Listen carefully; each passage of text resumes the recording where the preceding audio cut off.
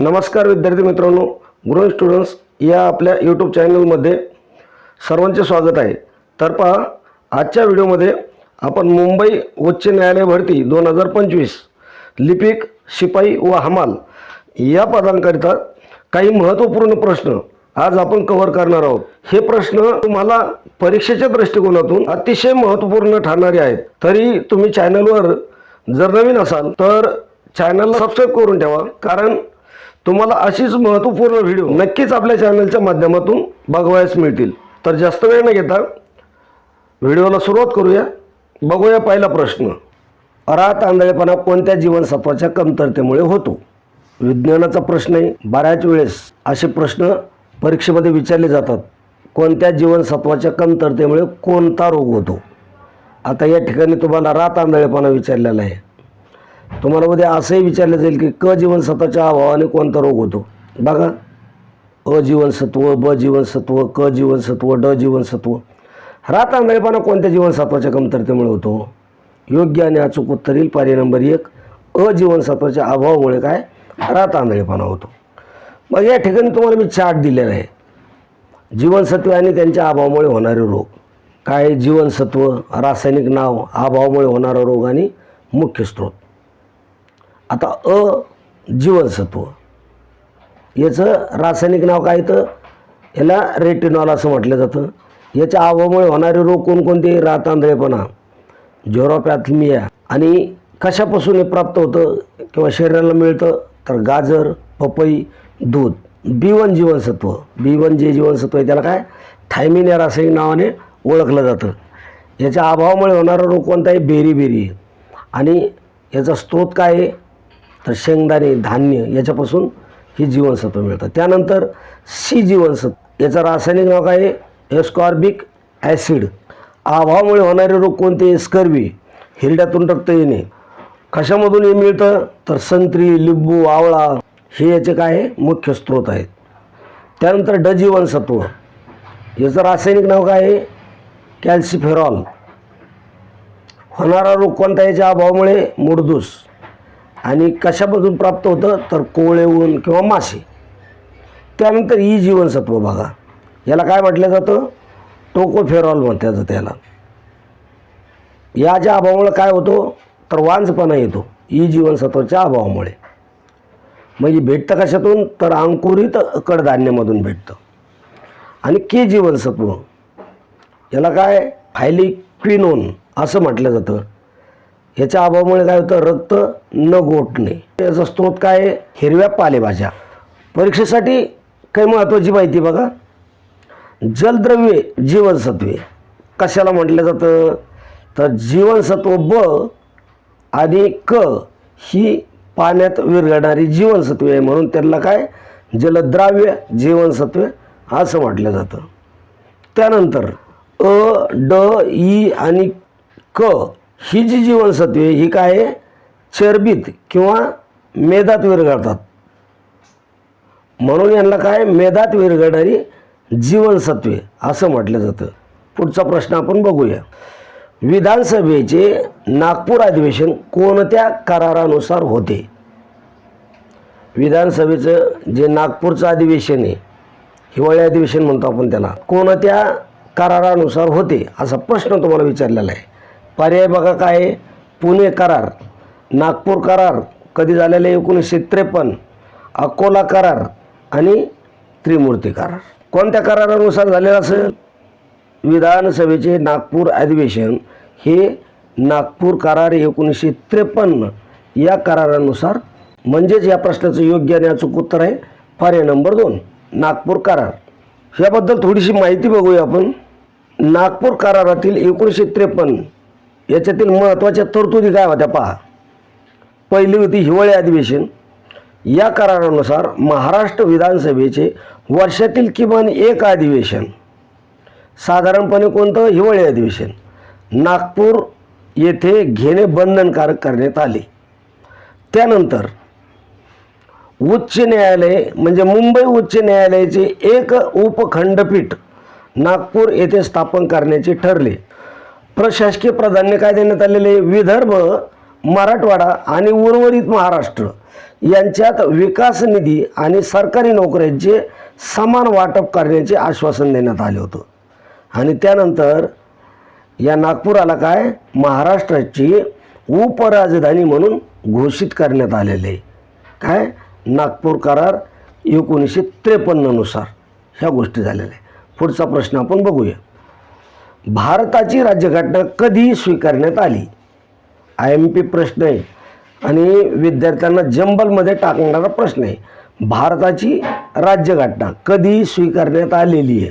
बघा पर्यायामध्ये काय आहे?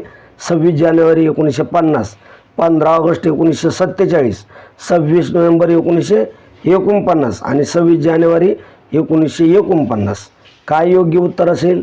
भारताची राज्यघटना स्वीकारण्याची तारीख कोणती आहे? 26 नोव्हेंबर 1949. म्हणजेच पर्याय नंबर 3 हे या प्रश्नाचं योग्य आणि अचूक उत्तर राहील. 26 नोव्हेंबर 1949 याला काय म्हटलं जातं? स्वीकृती दिन किंवा संविधान दिन असं सुद्धा या गोष्टीला आपण म्हणू शकतो. त्यानंतर मग अंमलबजावणी दिन कोणता आहे असंही तुम्हाला विचार. भारताची राज्यघटना अंमलात कधी आली हे जवळजवळ 100% विद्यार्थ्यांना माहिती आहे. परंतु स्वीकृती दिन आणि अंमलबजावणी दिन ह्या दोन गोष्टीमध्ये बऱ्याचशा विद्यार्थ्यांचं काय होतं? संभ्रम निर्माण होतो आणि प्रश्न चुकतो. तर 26 जानेवारी 1950 हा जो एक आहे अंमलबजावणी दिन आहे. म्हणजेच याला आपण काय प्रजासत्ताक दिन असं म्हणतो. त्यानंतर तुम्हाला पाठीमागेही मी सांगितलं की भारताची राज्यघटना तयार करण्यासाठी किती अवधी लागलेला आहे? तर 2 वर्ष 11 महिने आणि 18 दिवस एवढा कालावधी राज्यघटना तयार करण्यासाठी लागलेला आहे. आणि जी भारताची राज्यघटना आहे तर ही राज्यघटना कशी आहे? तर लिखित राज्यघटना आहे. हस्तलिखित राज्यघटना आपण म्हणू तिला. तर मग जी हस्तलिखित आहे तर ही मूळ राज्यघटना कोणी लिहिलेली आहे? तर त्यांचं नाव आहे प्रेम बिहारी नारायण रायजादा. यांनी काय केलेलं आहे? आपल्या सुंदर हस्ताक्षरामध्ये हाताने ही घटना लिहिलेली आहे. त्याच्यामध्ये तुम्हाला पुन्हा प्रश्न विचारला जाऊ शकतो की राज्यघटनेमध्ये चित्ररूप सजावट करण्याचं कार्य कोणी केलेलं आहे? बघा हस्तलिखिताच्या प्रत्येक पानावर चित्ररूप सजावट करण्याचं कार्य कोणी केलेलं आहे? तर नंदलाल बोस. महत्त्वाचे प्रश्न आहे, लक्षात असू द्या. असाही प्रश्न तुम्हाला विचारला जाईल की भारतीय राज्यघटनेवर पहिली स्वाक्षरी कोणाची होती? आता बऱ्याच जणांनी त्या राज्यघटनेवर स्वाक्षरी केलेल्या आहे, परंतु त्यामध्ये सर्वात पहिली स्वाक्षरी कोणाची असा प्रश्न जेव्हा येईल त्यावेळेस उत्तर राहील डॉक्टर राजेंद्र प्रसाद यांची सर्वात पहिली स्वाक्षरी आहे. आणि सर्वात शेवटची स्वाक्षरी कोणाची आहे असाही प्रश्न विचारला जाऊ शकतो. तर ती आहे बघा फिरोज गांधी यांची सर्वात शेवटची स्वाक्षरी आहे. पुढचा प्रश्न आपण बघूया. रिश्टर स्केलने काय मोजले जाते? रिश्टर स्केल जी आहे हिनं काय मोजलं जातं असा प्रश्न तुम्हाला विचारलेला आहे. पर्याय तुमच्या समोर ठेवलेले पर्जन्यमान, समुद्राची खोली, भूकंप किंवा हवेचा दाब. रिश्टर स्केल कशाचं मापक आहे? यांनी भूकंप मोजला जातो बघा. म्हणजेच पर्याय नंबर 3 हे या प्रश्नाचं योग्य आणि अचूक उत्तर असेल. थोडीशी माहिती बघू याच्याबद्दल. बघा 1935 मध्ये चार्ल्स रिश्टर यांनी काय केलेलं आहे? या स्केलचा शोध लावलेला आहे. कशाचं मोजमाप होतं? तर रिश्टर स्केलवर भूकंपाची तीव्रता हे 1 ते 10च्या दरम्यान मोजली जाते.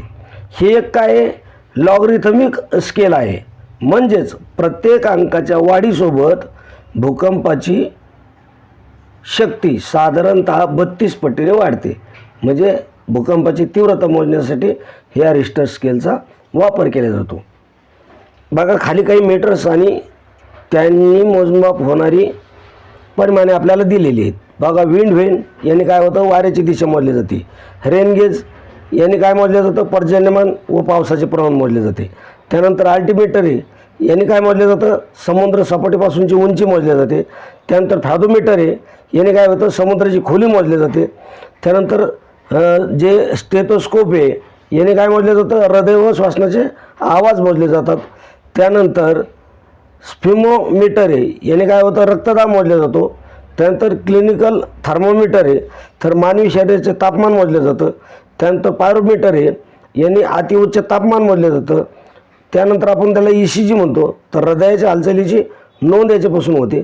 त्यानंतर जे ऑडिओमीटर आहे ह्याच्यापासून काय होतं, तर श्रवणशक्ती मोजली जाते. त्यानंतर सोनार जे स्केल आहे याने काय होतं, तर पाण्यातील अंतर, खोली किंवा ध्वनी लहरी मोजल्या जातात.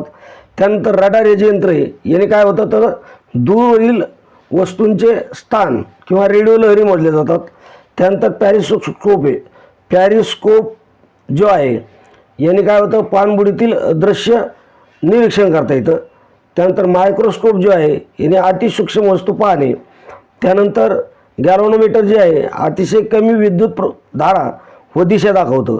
त्यानंतर ऑडोमीटर आहे, याने काय होतं, वाहनाने कापलेले अंतर मोजले जाते किंवा वाहनाचा वेग मोजला जातो.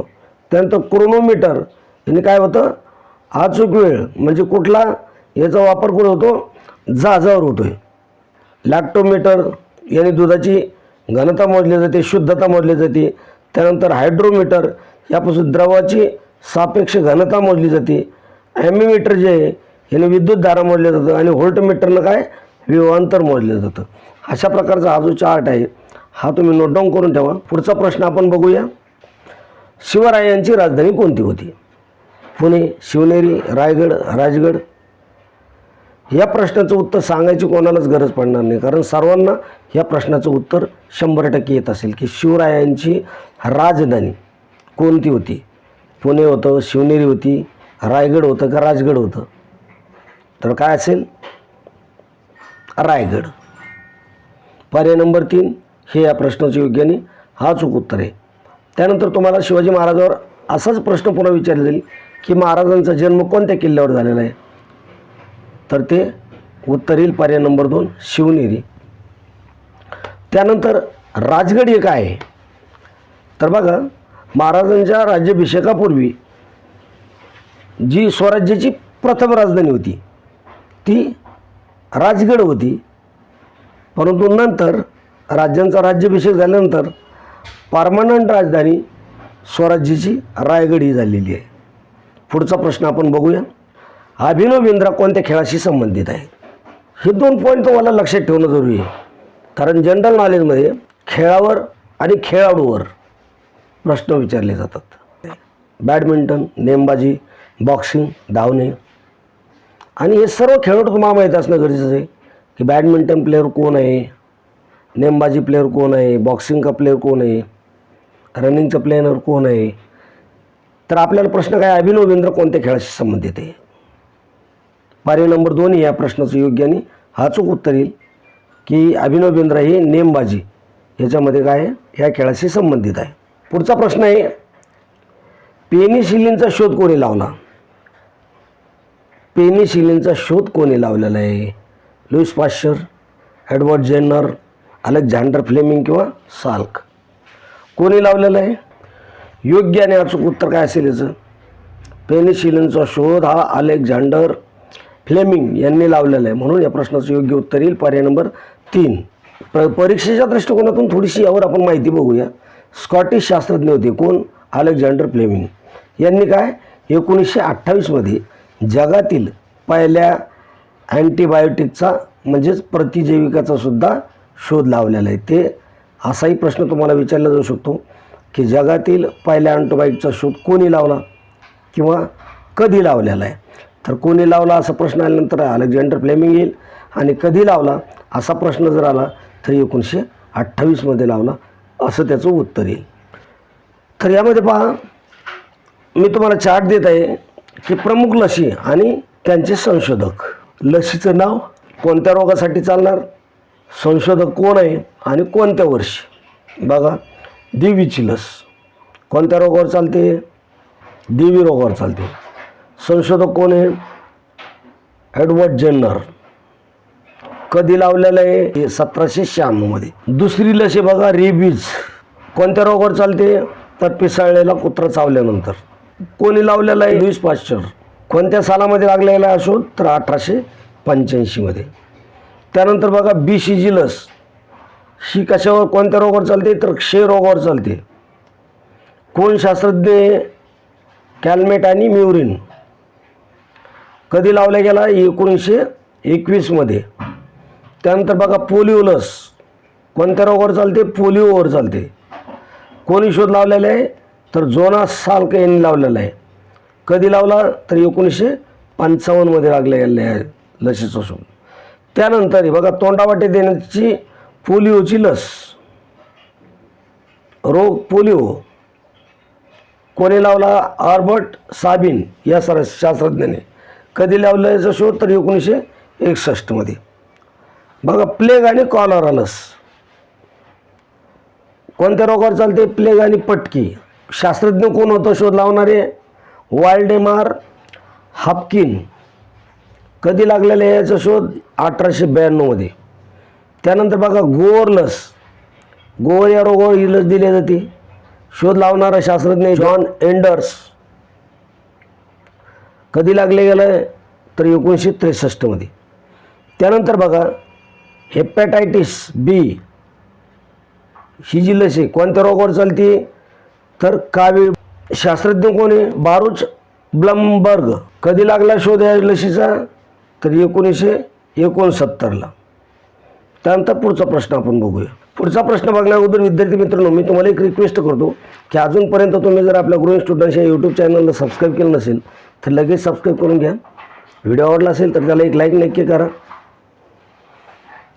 चॅनलवर पहिल्यांदाच आले असाल तर आपल्या चॅनलला सबस्क्राईब करून घ्या. भेटूया पुढच्या असेच महत्त्वाच्या व्हिडिओमध्ये. तोपर्यंत जय हिंद, जय महाराष्ट्र. धन्यवाद मित्रांनो.